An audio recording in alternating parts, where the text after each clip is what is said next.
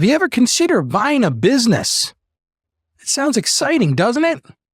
Imagine investing your life savings into a business only to realize 6 months later that you've made a terrible decision. But wait, before you jump in, there are some crucial factors you need to consider.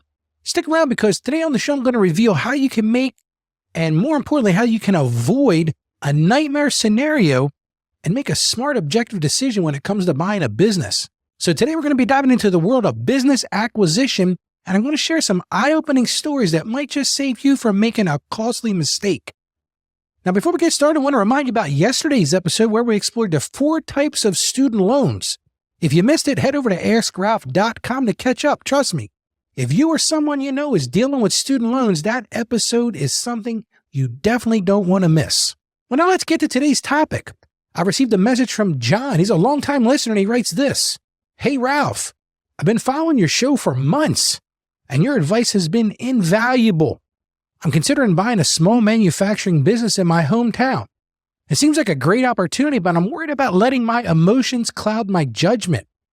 Ralph, how can I approach this decision objectively? What specific factors should I be looking at? I'd really appreciate your guidance on this. John, I can't thank you enough for your question. It's a crucial one. And I'm glad you're thinking about this before making such a significant decision. I'm going to break it down for you and share some real-life examples that I think will really help drive the point home.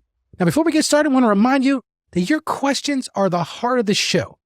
If you have those burning financial questions or those questions you want me to bring up on the show, all you got to do is send me an email. You can do that right to ralph@askralph.com, or you can visit our website. That's at askralph.com. You're going to see there's a little microphone icon down in the bottom. You click on that, and you just tell me what's on your mind. Remember this, there's no such thing as a silly question when it comes to your financial future. Welcome everybody to the Ask Ralph Show, where we're mastering our finances from a Christian perspective. As always, I'm Ralph Estep Jr., and I am thrilled you've joined me today. Your trust in this show means the world to me, and I'm committed to providing you with the best financial advice deeply rooted in Christian principles. I want to ask you for a favor. Listen, if you're enjoying the show, I would love for you to become a part of our community. Go to askralph.com, sign up for our email list, and share this episode with someone who might benefit it. And here's a little bonus. When you join our email list, you'll get a free copy of my book, Mastering Your Finances. Now, this book usually sells for $10 on Amazon, but it's my gift to you for being a part of our community. Now, before we get started today, I want to share a Bible verse that I think is particularly relevant. It comes from the book of Proverbs, chapter 15, verse 22, and it says this, "Plans fail for lack of counsel, but with many advisors they succeed." This is something you've got to keep in mind as we discuss the importance of seeking objective advice when making such big financial decisions, and certainly buying a business is one of those decisions.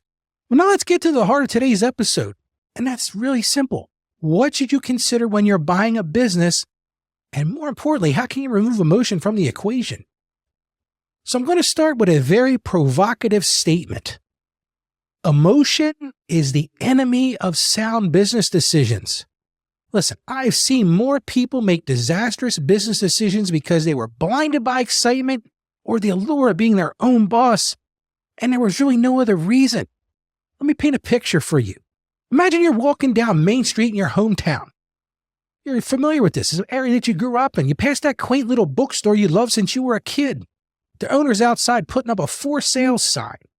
Your heart starts racing. You've always dreamed of owning a bookstore, and now here's your chance. And before you know it, you're shaking hands with the owner, ready to sink your life savings into this venture. Stop right there. This is exactly the kind of emotional decision-making that can lead to financial ruin. Let me tell you about my client, Michelle. Michelle was a successful marketing executive who always dreamed of owning her own business. One day she came across a small, struggling marketing agency for sale. The owner was this charismatic individual who painted a rosy picture of the agency's potential. And listen, Michelle was captivated. She saw herself stepping in, turning the business around, and finally living her dreams. Despite my cautions about the agency's financials and the client base, Michelle pushed forward. She was so caught up in the excitement of owning her own agency that she overlooked major red flags. I mean, major red flags. 6 months after the purchase, Michelle was in my office close to tears. agency was hemorrhaging money. Clients were leaving in droves, and she was facing the very real possibility of bankruptcy. Her story illustrates why it's crucial. I mean, crucial. You got to approach business purchases with a cool head and a sharp eye. Let me share another story with you. And this one will really drive home the importance of objective analysis. I had a client who bought fitness center franchises. Let's call him Mike. Mike was a fitness enthusiast with a successful career in finance. He came to me excited about an opportunity to buy 3 fitness center franchises in the area. The franchisor had given him impressive projections about membership growth and profitability, and Mike was already imagining himself as a successful entrepreneur in an industry he loved. He used the gym and thought to himself, wow, I'm a customer. How hard can it be to be the owner? I looked at the numbers and I saw several red flags. I'm talking about big time red flags. The local market was saturated with fitness centers. There were big national chains there he was going to compete with. The projected membership numbers seemed overly optimistic. The build-out costs for the center were significantly higher than industry average. And I also saw that the franchise fees and agreement to sell, it set up this health products lines that wasn't ideal, and he'd have to come and buy those at a very high cost. I said to Mike, listen, you're emotionally invested in this. I don't think it's the best thing you do, but guess what he did? He went ahead with the purchase. He was convinced that his passion for fitness would make the difference.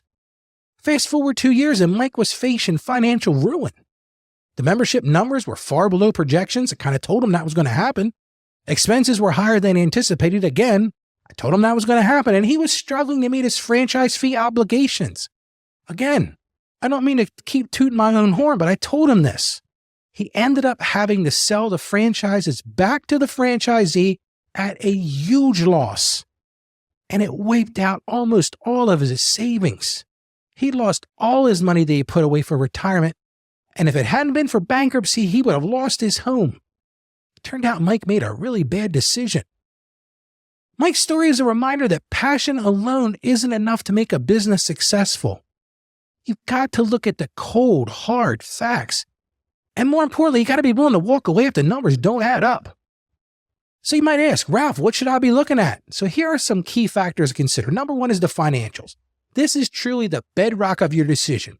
You need to thoroughly examine at least 3 years of financial statements. You got to look at the revenue trends.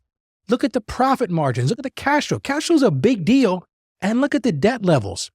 If the business isn't profitable now, what concrete evidence is that it will become profitable? What magic is going to happen?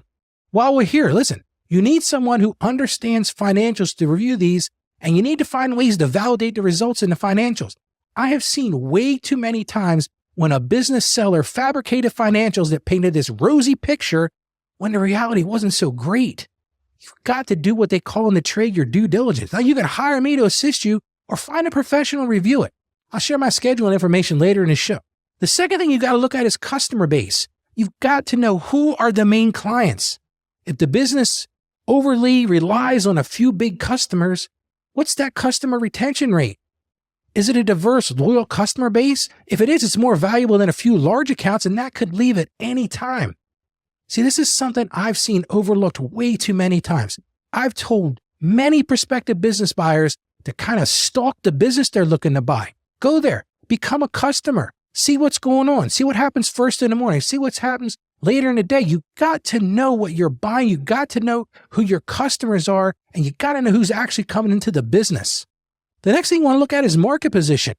This is crucial. What's the competitive landscape like? Is this business a leader in its niche, or it's struggling to keep up?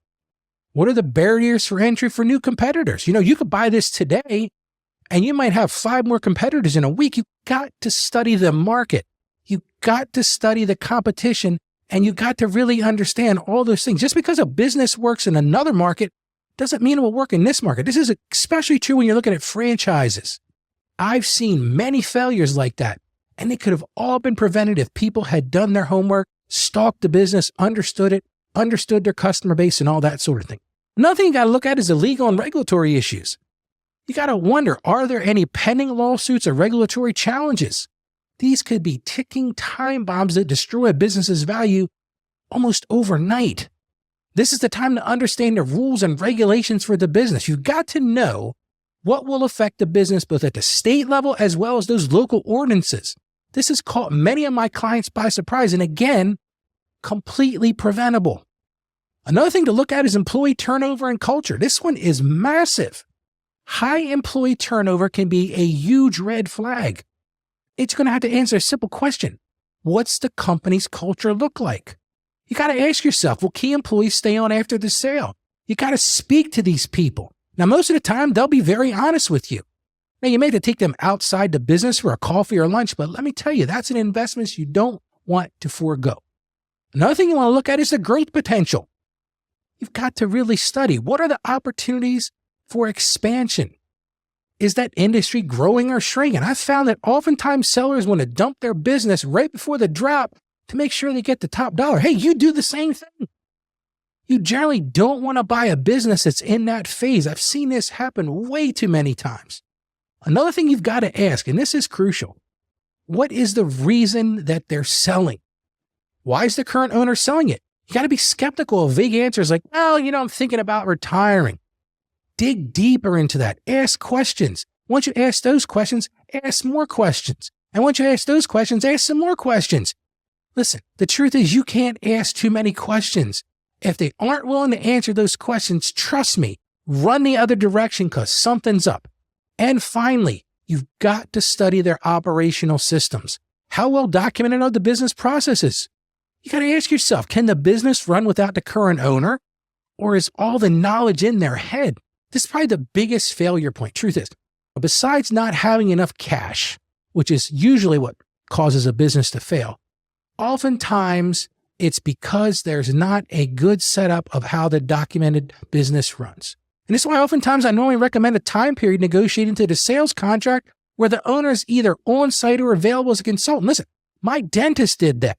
My dentist sold his practice a few years back, and he was required to stay on for a year or two. I'm not sure exactly what it was for that transition. That was a wise choice for the new dentist. And guess what? Because they did that, I'm still a patient of that practice. So you might be asking yourself, Ralph, how can I take emotion out of the equation when considering a business purchase? So here are my practical steps for that. Number one, create a detailed checklist. Before you even start looking at businesses, create a checklist of your must-haves and your deal breakers. This will help you evaluate objectives objectively. It's going to help you understand what the opportunity really looks like from an objective perspective. Number two, set a budget, but more important than setting it, stick to it. You got to decide in advance how much you're willing to invest, and don't let excitement push you beyond that limit. There are times when you get so emotionally invested in something, but you set up a budget and you went well beyond it because I got to have it. This one is another one that is vital. You got to seek outside opinions. Remember that Bible verse we started with? Get advice from trusted advisors, including a financial advisor, somebody like myself. Get a lawyer involved. And ideally, get someone with experience in the industry you're considering. Here's another thing you must do. You've got to do your own market research. Listen, don't rely solely on the seller's information. Like I said earlier, talk to potential customers, talk to suppliers, and even talk to the competitors if it's possible. Go ask them what they're finding in the industry. The next thing I'm going to tell you to do is take your time. You can't let the seller pressure you into a quick decision. A good opportunity today will still be a good opportunity after you've done your due diligence, and you might not fail if you do that. And most importantly, this is the most important thing. You've got to be willing to walk away. No matter how much time and energy you're invested in evaluating a business, you've got to be prepared to walk away if it doesn't meet your criteria. I've heard clients say this to me all the time. Ralph, I am so emotionally invested in this, I just decided to carry forward. Well, that was really dumb. If it doesn't make sense to do it, then you've got to be willing to walk away. And maybe you lose some money. Maybe you lose some money that you paid for, people to look at the product. Maybe you lose some money, the time you invested, maybe some travel costs. Maybe you've paid some experts. Maybe you've paid for, to figure out what the business is worth. Maybe you've done an appraisal. But you got to be willing to walk away if it doesn't make sense. Because the truth is this, buying a business is not just about fulfilling a dream or passion. It's a significant financial decision that can impact your life for years to come. It might wipe you out like it did Mike. It could be very great for you too, and you might make a ton of money. But you've got to approach this with seriousness and objectivity it deserves. So let me recap a few key points. These are critical. Always approach business purchases with a cool head, not just passion. You got to have passion for it, but you got to have a cool head from the financial side. You've got to thoroughly examine those financials. Look at the customer base, look at the market position, and more importantly, look at the growth potential. It's important to seek outside advice and be willing to walk away if the numbers just don't add up. That's where you create that checklist and stick to your budget to help you remove emotion from the decision. I hope this episode has given you some valuable insights into the process of buying a business. Remember, it's okay to be excited about an opportunity, but don't let that excitement cloud your judgment. Now, tomorrow we're going to tackle another important topic, and that are what are some ways I can learn to tame my tongue? Whew. Let me just tell you right now, I'm planning this episode for tomorrow. There's going to be a lot of Ralph talked about in there. It's a subject that's relevant not just to our financial lives, but to every aspect of our walk with God. You don't want to miss it. I'm going to tell you about how I've dealt with it and some things I've done to help me.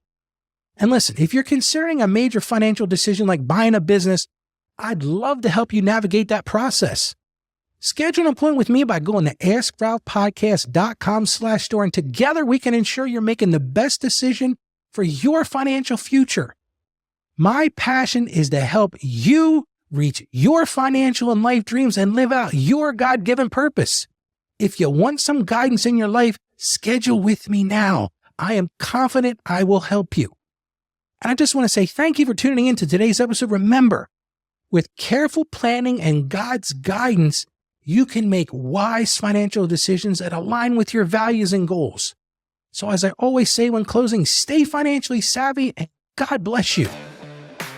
Thank you for joining us on the Ask Ralph podcast. And with a simple click to subscribe, we'll invite you back to our next episode. And remember, financial issues don't have to be complicated. Just ask Ralph. The information contained in this episode of Ask Ralph is based on data available as of the date of its release. Saggio Accounting Plus and Ask Ralph Media, Inc. is under no obligation to update this content if changes occur. Applying this information to your specific situation requires careful consideration of all facts and circumstances, and any information provided is not to be considered as financial, tax, or legal advice. Please consult your tax advisor or attorney before acting on any material covered.